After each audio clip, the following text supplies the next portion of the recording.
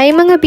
So for today's video nga, samahan nyo kaming gumala papunta sa Osaka. So ayun na nga mga B, maaga kaming umalis ng bahay para maabutan namin yung sasakyan. And for the very first time mga B, bumili na din ako ng Hikuka card para hindi na din ako mahirapan sa mga susunod na gala ko. Grabe mga B, sobrang halatang hindi ako marunong magbiyahe kasi kahit Hikuka card hindi ako marunong bumili.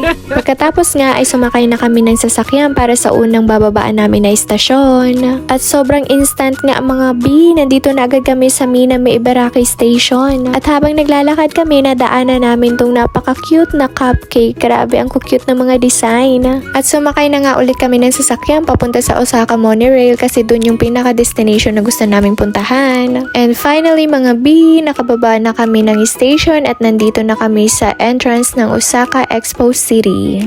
At pagpasok nga namin ng entrance, sobrang gaganda at na-amaze kami kaya nagpicture-picture muna kami ng mga kasama ko. At eto nga pala yung makikita natin pagpasok mamaya sa Osaka Expo City. At ayun na nga mga B, palabas na kami ng entrance at papunta na kami sa Osaka Expo City at sobrang excited na ako dyan kaya nagpakuha na ako ng video sa kasama ko.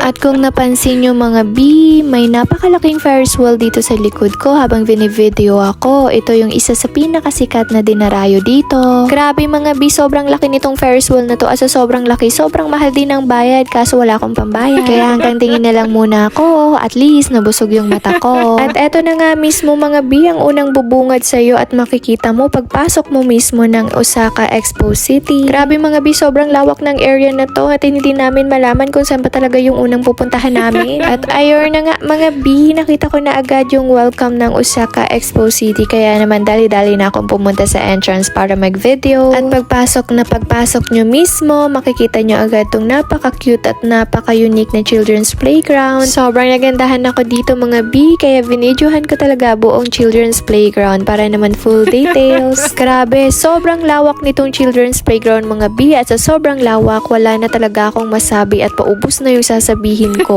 At ang tangi ko na lang masasabi mga B, ang sarap palang bumalik sa pagkabata kasi halos wala kang problema at puro laro lang iniisip mo.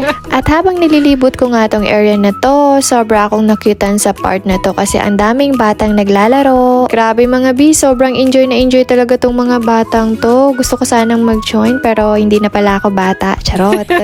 And finally, nandito na ako sa pinaka-last area nitong children's playground.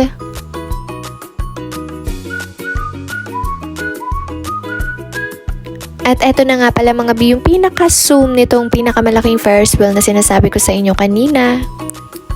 At eto nga din pala yung sasakyan na nakita natin kanina habang papasok tayo sa entrance. Nagandahan din kami dito sa part na to, kaya naman nagpa-video ako sa mga kasama ko para meron naman akong remembrance. Nagandahan lang naman ako mga B sa mga pailaw ni Mayora, iba't ibang klase ng ilaw, kaya naman nagpa-video na ako sa kasama ko para may memory springs back ako.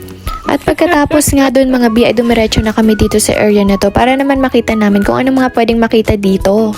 Actually wala talaga akong ideya mga B kung ano ba talaga makikita ko dito sa area na to, pero sunod lang ako ng sunod sa mga kasama ko kasi hindi nga ako maalam.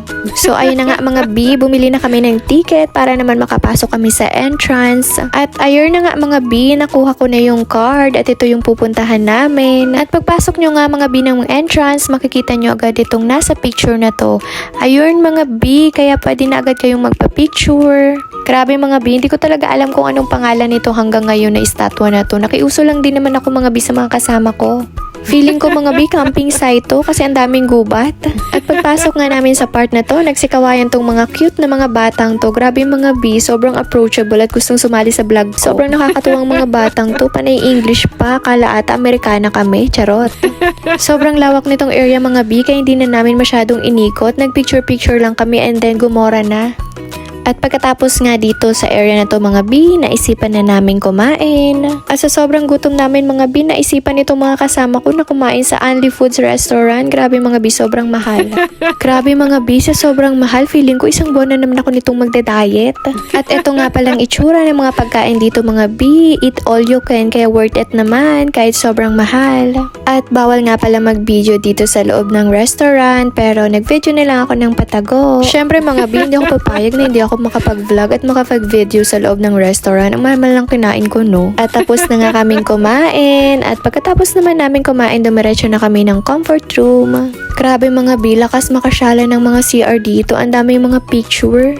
Napaka-unique ng mga picture mga bi at hindi ko maintindihan kung ano ba to. Lakas maka-theater arts. At sa sobrang ganda dito mga bi, nagpa-picture na kami ng mga kasama ko at nag-video na rin ako para may ma-vlog ako. At natapos na nga yung araw namin mga bi. Hanggang dito na lang. Bye!